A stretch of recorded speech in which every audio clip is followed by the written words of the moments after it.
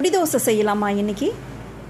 ஒரு கரண்டி மாவு எடுத்து தோசை கல்லில் ஊற்றிட்டு அதுக்கு மேலே மழைச்சாரல் போல் பாசமலர் மசாலா இட்லி பொடி எடுத்து அப்படி போட்டுட்டு ரொம்ப ஸ்பைஸியான மீடியமான காரத்தோட ஹோம்மேடு மசாலா பொடிங்க. இது இட்லி பொடி.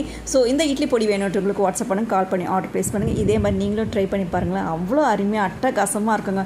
சாப்பிட்றதுக்கு இதுக்கு தொட்டுக்கிறதுக்கு எதுவுமே தேவையே இல்லை. அந்தளவுக்கு ஒரு டேஸ்டியான ஸ்பைஸியான இட்லி பொடி இது.